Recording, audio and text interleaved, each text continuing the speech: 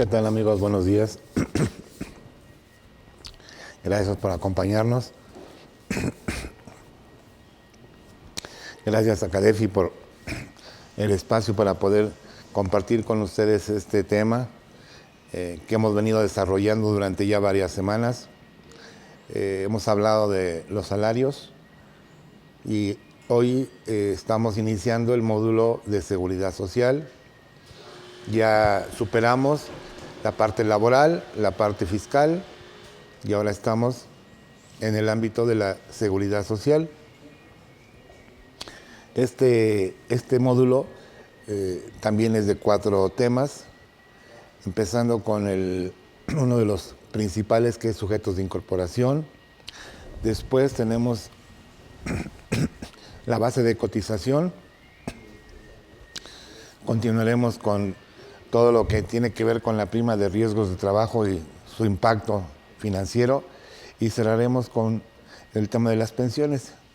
Espero que nos acompañen y que les sea de verdad útil toda esta información que estamos compartiendo con ustedes.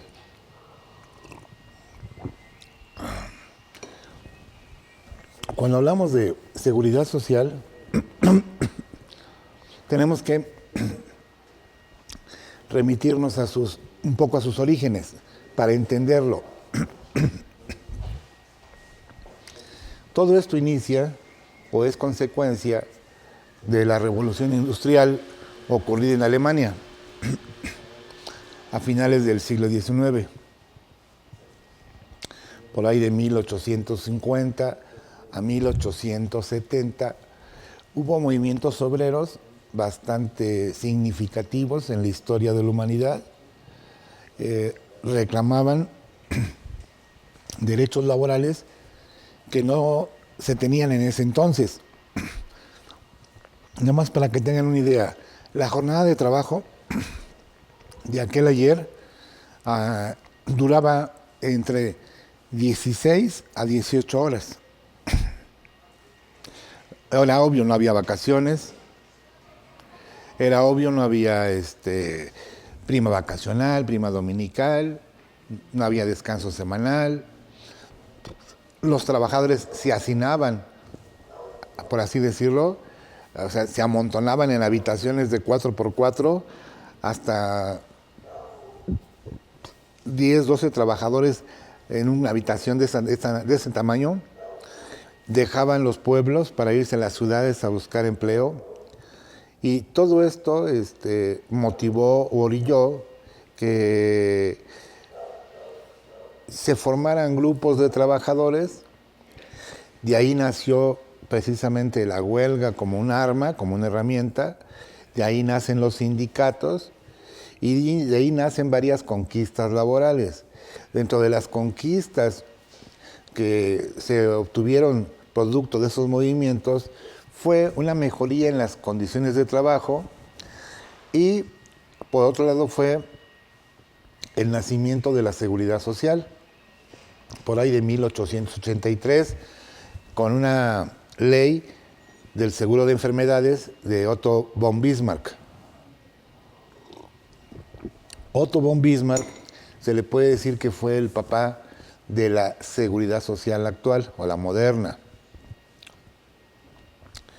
Esa influencia, pues obviamente, llegó a todos los países del mundo, llega a México a fines del siglo XIX, a principios del siglo XX,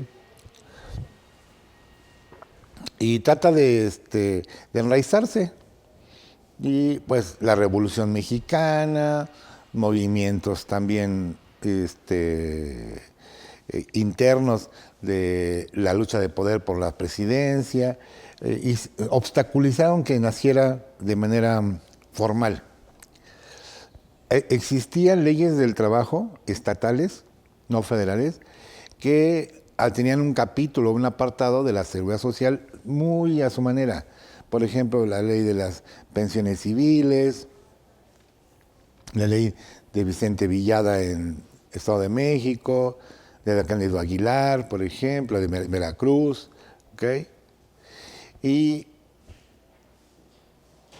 fue hasta 1938, cuando la expropiación petrolera, se interrumpió el proyecto de la Seguridad Social Mexicana, la ley y todo esto. Y ya fue en el mandato de Manuel Ávila Camacho en 1943, cuando se le encarga a Ignacio García Telles, un especialista de Guanajuato, un experto en leyes, experto en derecho, y un tipo muy brillante en ese entonces, que se haga cargo de la seguridad social, de la ley. Y él fomenta la primera ley, incluso él es director del Seguro Social, fue secretario del Trabajo, secretario de Gobernación, fue un hombre muy renombrado por su trayectoria, su amplia trayectoria en el servicio público. Y de ahí nace la primera ley del Seguro Social, la de 1943. Más o menos todo marcha bien hasta por ahí de los años 80, cuando el seguro se transforma al convertirse exactamente en diciembre del 81 en un ente fiscalmente autónomo. No lo era. Y a partir de la autonomía fiscal, hemos visto que el Seguro Social está más enfocado a cuestiones recaudatorias que a cuestiones propias de la salud. Lamentablemente, digo, hay que ser realistas. Digamos que hay 6 puntos críticos en Seguro Social hacia el lado fiscal. De los 6 puntos críticos que yo he analizado, o que yo tengo algo de experiencia, tocaremos 3 hoy. Sin embargo, en este módulo. Sin embargo, les recomiendo, por favor, que no pierdan de vista los otros 3. El eje económico del Seguro Social descansa sobremanera en el salario base de cotización, lo que le conocemos como el integrado para Seguro Social. Bueno, eso sí lo vamos a abordar. Sujetos de incorporación, porque le interesa mucho al seguro captar la mayor cantidad posible de asegurados. Son más cuotas. Ese sería el segundo lugar. El tercer lugar, todo lo inherente a la prima de riesgos de trabajo. Desde la clasificación hasta la siniestralidad. También lo abordaremos. Pero hay otros 3 puntos que son las cédulas de diferencias, las cédulas de determinación, que obviamente el IMSS le pone mucho énfasis a ese punto, que hay que verificar que estemos cotizando correctamente para no tener esas diferencias. Por otro lado, el tema de los capitales constitutivos, ¿okay?, que también son parte de esas diferencias. Un concepto novedoso en el argot mexicano en el ámbito de la recaudación, ¿okay?, con muchas cosas que ahí pueden ser materia de discusión en tribunales, ¿okay? Entonces, todo eso es el tema de cédulas de diferencias. Diferencias por lo que se pagó o debió pagar, diferencias en la construcción, diferencias por modificaciones salariales, diferencias por movimientos afiliatorios y la emisión de capitales constitutivos. Y después de eso tenemos el tema de las obligaciones y sanciones. Un tema bastante interesante porque hay muchas obligaciones tanto en Infonavit como en Seguro Social que en caso de ser incumplidas o en caso de ser descubiertas, pues dan consecuencia a una sanción económica. No es sano para ninguna organización enfrentar sanciones que pueden afectar su economía. Entonces hay que ponerle también énfasis al tema de obligaciones. Más o menos entre ambos, entre Infonavit y Seguro Social, hablamos de unas 72 obligaciones que hay que satisfacer. más o menos para que tengan una aproximación, una idea general del cúmulo de obligaciones.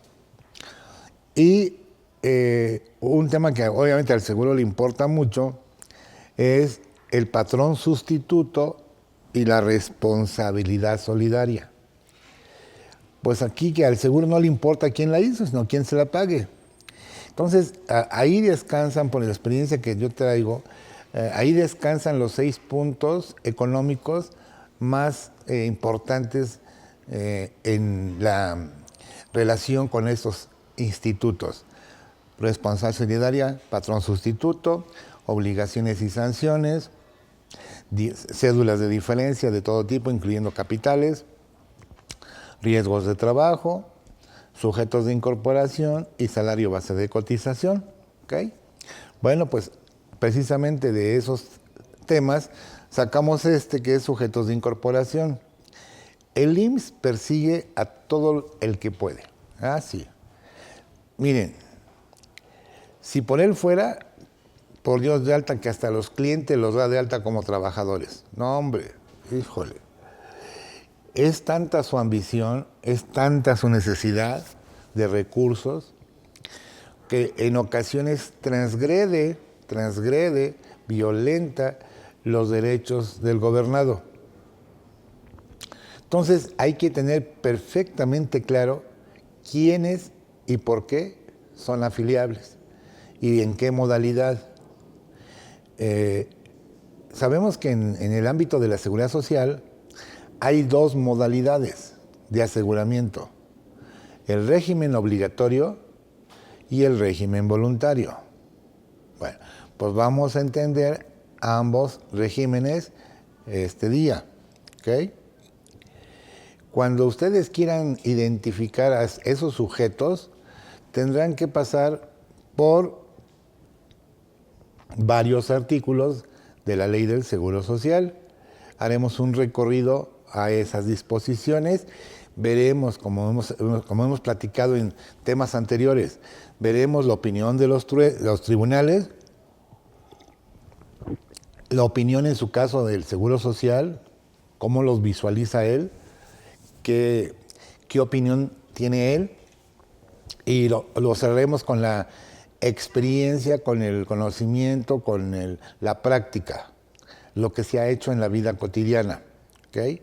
Así tienen ustedes un escenario integral, no nada más el texto de la norma, no, la norma es importante desde luego, pero aparte de la norma, pues hay que ver las posturas de las partes, la postura del Estado, la postura judicial y la postura que surge de la experiencia, de la práctica, del día a día, de enfrentarnos con este tipo de organismos o dependencias. El grupo más numeroso de sujetos de aseguramiento está en el artículo 12 de la Ley del Seguro Social, los sujetos del régimen obligatorio. Ahí estaremos haciendo mayor énfasis. Muchísimo tiene que ver la forma en cómo prestan servicios.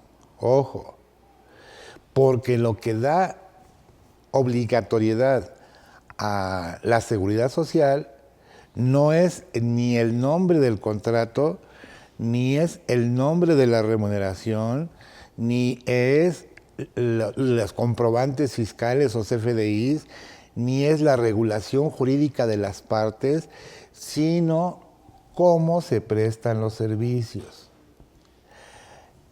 Si se dan los supuestos que establece el 12, estamos en una situación contingente.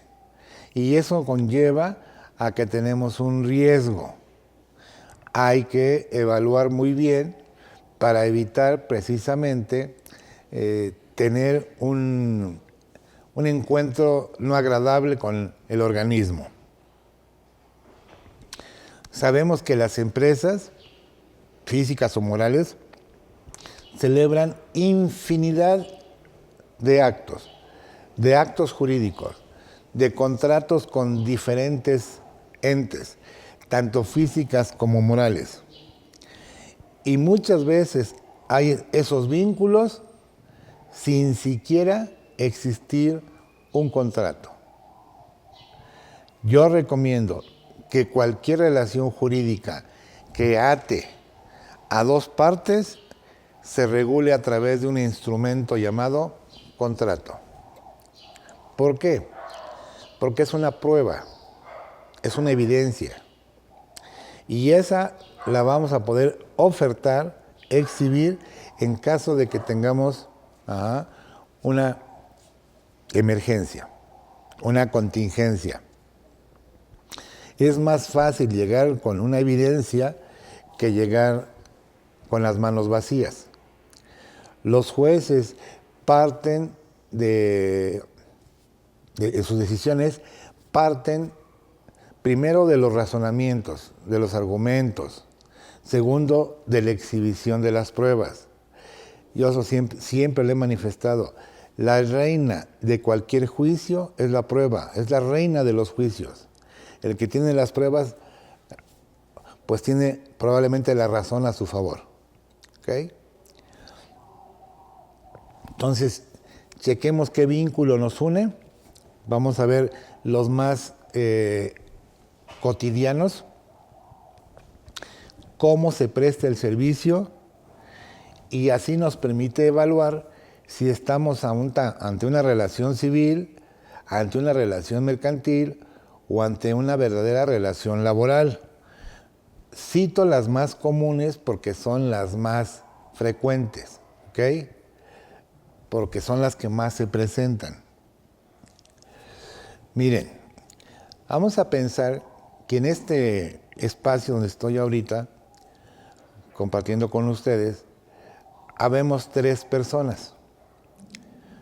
A mi izquierda hay una persona aparentemente civil. A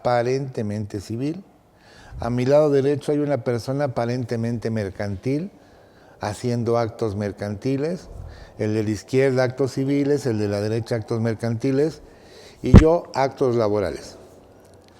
Cuando estoy ante la ley del Seguro Social, veo lo que dice el 12 para ver si hay alguna semejanza o coincidencia, para distinguir dónde puede estar la diferencia. Y veo lo siguiente, me dice, ¿son sujetos de aseguramiento? Y empieza diciendo, las personas.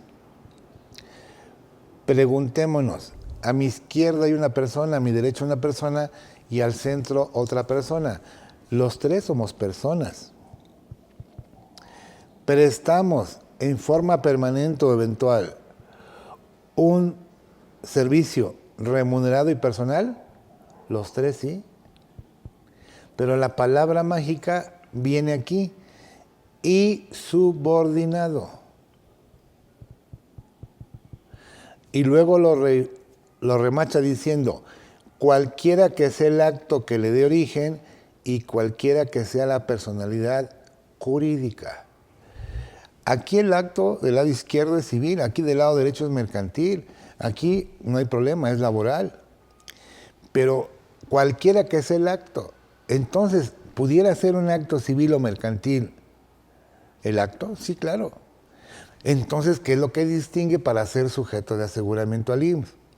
Que exista la palabra y el alcance del término subordinado. Subordinación es obediencia, es acatamiento. Alguien da órdenes y otro las sigue, las obedece. Muchas veces, hay que ser honestos, tenemos contratados por esquemas civiles o mercantiles, tenemos contratados a diversos sujetos, ¿ok? Y aducimos que el contrato, no sé qué tan bien o mal esté hecho, y aducimos que los comprobantes son prueba suficiente para poder acreditar el nexo o vínculo que los une. Sin embargo, puede ser que esos elementos sean poco convincentes. ¿Por qué poco convincentes? Porque se adminiculan, es decir, se unen con los demás elementos para generar convicción. Si la persona que está a mi izquierda o a mi derecha prestan un servicio personal, remunerado, eventual o permanentemente, y lo hacen de manera subordinada, entonces no estamos ante una relación civil o mercantil, estamos ante una relación laboral. Y al estar ante una relación laboral, estamos ante el aseguramiento al régimen obligatorio. Por eso es tan importante, desde la óptica laboral, entender primero los diferentes contratos que hay para entender perfectamente su naturaleza. Cuando pasamos a la parte fiscal, vimos de manera legal y fiscal el tratamiento que reciben los sujetos llamados asimilables, que yo no les llamo asimilables. Lo que se asimila es el ingreso, no la persona. Sin embargo, pues hemos visto con mucha pena que pensamos que los sujetos se asimilan. Nunca habrá sujetos que se asimilen a otros. Se podrán parecer, pero nunca se asimilarán. Porque la ley lo que asimila no son sujetos. La ley lo que asimila son ingresos. La ley de renta no persigue sujetos, persigue ingresos. Entonces, yo he visto, y la verdad les apruebo, contratos de asimilables. ¿Qué es eso? Eso no existe. Entonces, ahorita vamos a tocar toda esa parte para que quede perfectamente claro. Y no nada más asimilables.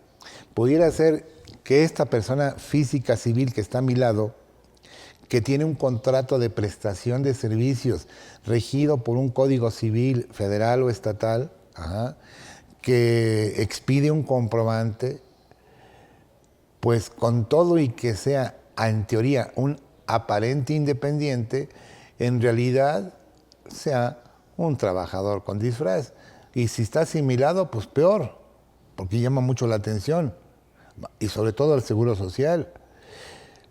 Si el seguro anda persiguiendo, les digo por experiencia, hace poco tuvimos un asunto que resolvimos favorablemente de unos comisionistas mercantiles, lado derecho. Llegó la institución, revisó a esta empresa, una empresa que desarrolla juguetes para niños, y tiene varios vendedores, y dijo, no, pues tus vendedores son tus trabajadores. Así de buenas a primera. Como no encontró nada, se fue por el lado de la relación comercial, la relación mercantil, y dijo, no, pues son trabajadores. Y por más que se le insistió durante el desarrollo de la visita y las observaciones de que no existía tal vínculo, dijo el seguro, pues me vale y estas son las consecuencias. Y les fincó créditos fiscales aduciendo la relación laboral. Pues tuvimos que terminar en un tribunal. Esto empezó en el año 2019 a fines de 2019. Y en el año 2022, por ahí el mes de agosto, el tribunal nos dio la razón, nos dijo efectivamente no hay vínculo. Tuvimos que hacer una infinidad de cosas para poder acreditar que no había una relación laboral. Laborioso, sí. Complicado, pues no se diga. ¿Okay? Porque, pues, insisto, el seguro se pone en su papel y alega que pues toda la carga de la prueba sea para el gobernado, para el visitado. Entonces, fíjense, ya vieron las similitudes, las diferencias. Dice 20 y 21 ley del trabajo. Entonces, Yo trabajador que estoy aquí en medio, estoy regido por el 20 y 21 Ley del Trabajo. ¿Ok? El 21 es muy peligroso, acuérdense, el 21 de la Ley del Trabajo. La presunción de la relación laboral, la presunción. Y ante la presunción, yo tengo la obligación de probar el juris tantum. Siempre las presunciones legales en favor de las autoridades admiten prueba en contra. Ese es el juris tantum. ¿Okay? Entonces, aunque la autoridad presuma, nosotros como gobernados tenemos la obligación de defendernos demostrando que no es cierto. Bueno, 20 y 21, esa es la primera diferencia. Y la segunda diferencia es la subordinación. Entonces, revisen muy bien sus nexos con sus gentes y sobre todo cómo se presta el servicio. Luego se dejan huellas, no hombre, huellas, bromeando y en serio. Son huellas tan visibles que José Feliciano, Cristal, Andrea Bocelli las ven. Imagínense, ellos que son débiles visuales, que puedan ver esas huellas, es que te dan una evidencia, algo que no comparto, por ejemplo, en asimilados, que les paguen por quincena. ¿Qué es eso? Dios mío. Más bien parecen salarios. 5 de la Ley del Trabajo y 88 Ley del Trabajo. O sea, dejamos evidencias en una empresa que me tocó decirle que estaba en un riesgo, una empresa grande, una empresa de espectáculos. Llegó a tener cerca de 2,000, en un momento dado, en su bonanza, llegó a llegar hasta tener cerca de 2,000 empleados. De esos 2,000, 1,000 eran asalariados, pagaban seguro social y toda la cosa, pero 1,000 que eran bailarines, que eran actores, que eran actrices, que eran músicos, era un negocio de espectáculos, alegaban que eran prestadores de servicios. Cuando yo me invitaron para dar una opinión, de inmediato detecté que en realidad sí estaban en teoría contratados por el mundo civil como independientes, pero en realidad estos sujetos, para tener un control sobre ellos, checaban en un reloj, tienen un horario de entrada, tienen un horario de salida, se les concedían permisos, vacaciones. Dices, ¿cómo? ¿Cómo a un civil le puedes dar esos derechos que son del mundo laboral? Entonces, yo le dije a este empresario y a sus asesores, están ante una contingencia, hay un riesgo. Me dijeron, no lo vamos, con todo y todo, sería imposible para nosotros enfrentar una carga tan importante en materia de obligaciones económico-fiscales, no la vamos a jugar y pues lamentablemente no les fue tan bien. Con el tiempo tuvieron muchos contratiempos y dificultades al extremo que desapareció esa empresa, desapareció. ¿Por qué? Porque pues, había pues una pantalla, digámoslo así, no una simulación absoluta, sí relativa, pero pues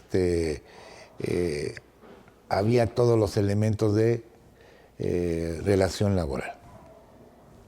Entonces, en la fracción primera del artículo 12 están los que están vinculados a una relación laboral. En la fracción segunda, los socios de sociedades cooperativas. En la fracción tercera, personas por decreto. Y en la fracción 4, la más reciente, las personas trabajadoras